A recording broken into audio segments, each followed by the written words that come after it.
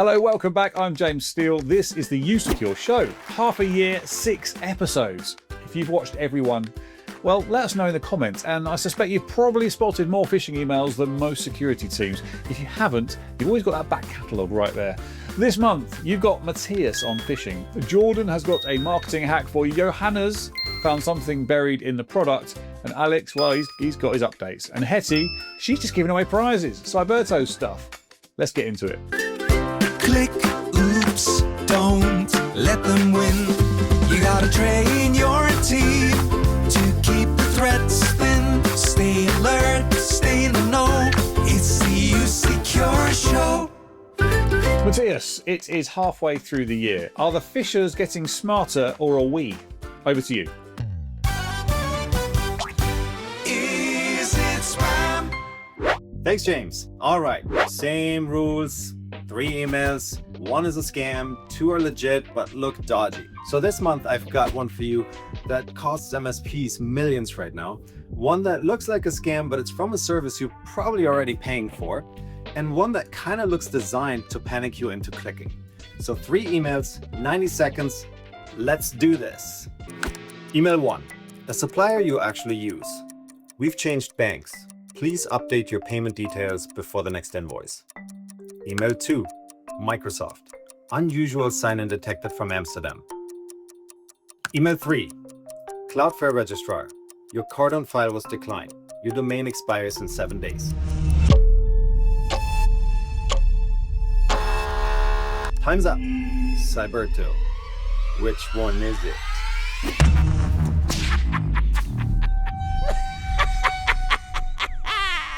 It was email 1, the supplier bank change. And here's why it's spam. Look at the sender domain, dataspring-it.co. No, that's not Dataspring's real domain, which is dataspring.co.uk. So just a couple of letters changed. That's the entire attack. Secondly, the re in the subject line. It makes it appear like you're responding to something where there's already been an ongoing discussion. But there hasn't. There are no previous emails. The third one is the urgency level.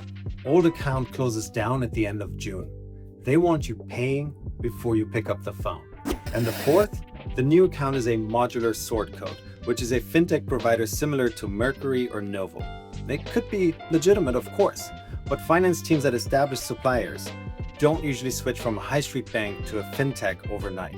Call the number that you already have of them, or the one that is listed on their official website. Never call the number provided in the email. And if the change is real, they'll confirm it. And if it's not, you've just saved your company upwards of 40 grand. And the other 2? Legitimate. The Microsoft sign-in alert came from the real accountprotection.microsoft.com domain, and the Cloudflare domain notice came from notify.cloudflare.com with a link to the actual dashboard. And with that, back to you, James. Matthias, solid as always. Jordan, you're back. What are MSPs not doing that they should be doing? Marketing hack. Let's go.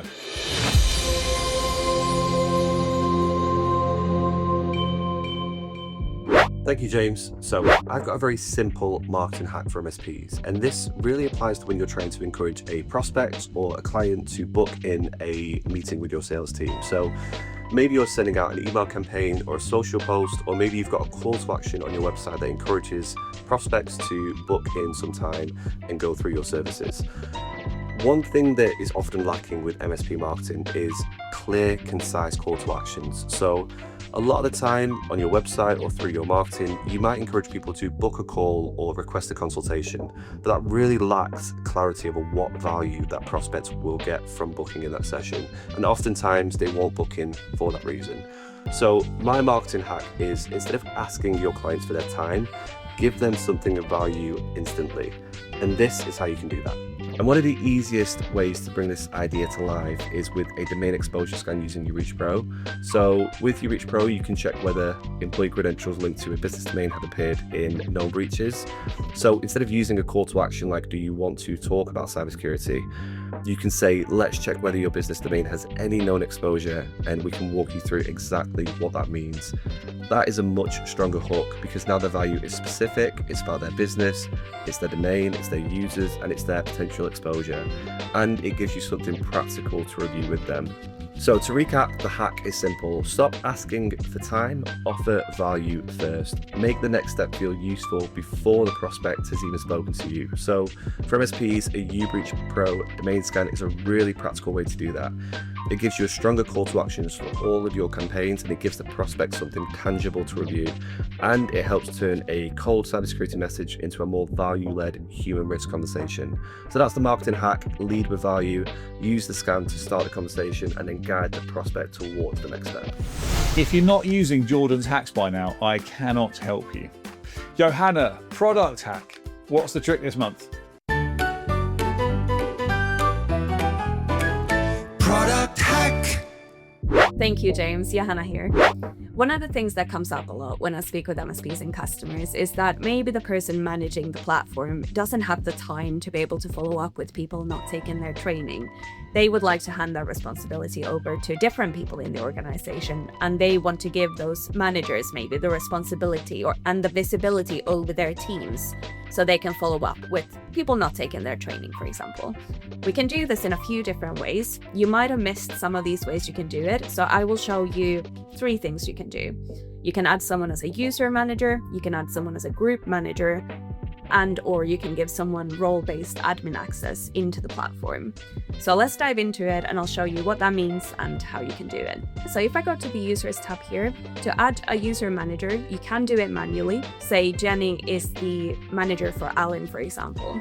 You could edit Alan here, add Jenny as his manager, and then Jenny will receive weekly summary emails for Alan's performance. So if Alan's falling behind on his training, Jenny will see that from her emails. Now you can also import that information if you have that information set up in Microsoft or Google. If managers are set there, that will automatically import to usecure. So that's a really nice and smooth way of doing it if you have set that up.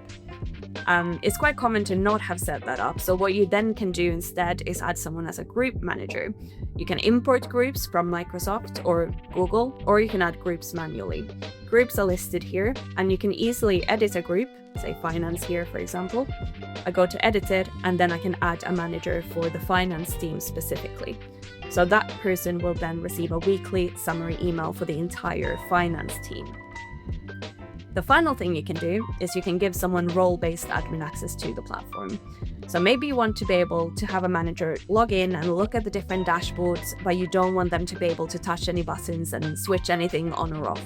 So what you can do is go to admin users, add them here as an admin user, and give them a specific admin role. So you can give someone read-only access or a custom role. That's it for me. Back to you, James. Thank you, Johanna. I love that one. Alex, it's time to round it off. What's been going on?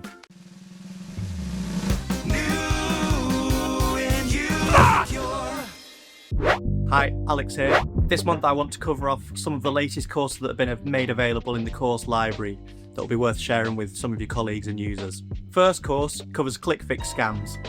Click-fix scams are a type of social engineering attack where a user receives a link, often in the guise of a software update or a computer update, and might even look like it's come from a member of the IT team. People click the link thinking it's going to improve their computer, but actually it downloads some malware and malicious files. It's an attack that's increasingly common, and so it's really essential that colleagues and users are made aware of its presence. The second course looks at screen sharing security. Meeting online is an increasingly familiar experience for many of us in the workplace, but it's really important that colleagues and users aren't being overly familiar when they're meeting online and sharing sensitive information. This course looks at some of the do's and don'ts to make sure that your systems and sensitive information aren't being exposed unnecessarily. And finally, we continue to improve and expand our language support. You'll find the gap analysis and auto-enroll courses are now available in Icelandic, and also an increasingly number of videos have been made available in French, German, Spanish, Dutch, and Indonesian. That's it from me. Back to you, James.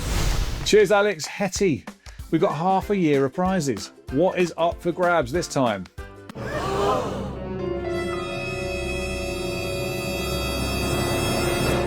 Thanks, James. Last month we gave away $500 worth of Airbnb vouchers to Sean Gieselman at Cybertech Solutions Unlimited. So that's that prize gone, but Cyberto's not done. This month we're giving away something brand new. a Nintendo Switch 2. Same rules as always, every MSP billing for at least one usecure seat can enter. All you have to do is fill in the competition form and you're in. As simple as that. If you want extra entries, and you do because Nintendo Switch 2, then all you have to do is post about the show on LinkedIn and tag usecure for 3 extra entries. It is that easy. Draw closes on the 4th of July. Winner is going to be drawn live as we did last month. Link to the full competition rules in the description below. Good luck, and we will see you next month. 6 months of the usecure show, that's half a year of phishing, hacks, features and free stuff, of course, and we're only getting better. Remember, people are the problem, yes, but people are also the fix. Competition, the link's in the description. Questions, you've got Matthias, Jordan, Johanna and Alex. They are on LinkedIn. Message them, say hello. They could be lonely. Or your account manager. Who knows, they might like to hear from you as well. If you are not a partner yet, your distributor can get you started, and we have 19 of those. See you next month. Click, oops, don't let them win. You gotta trade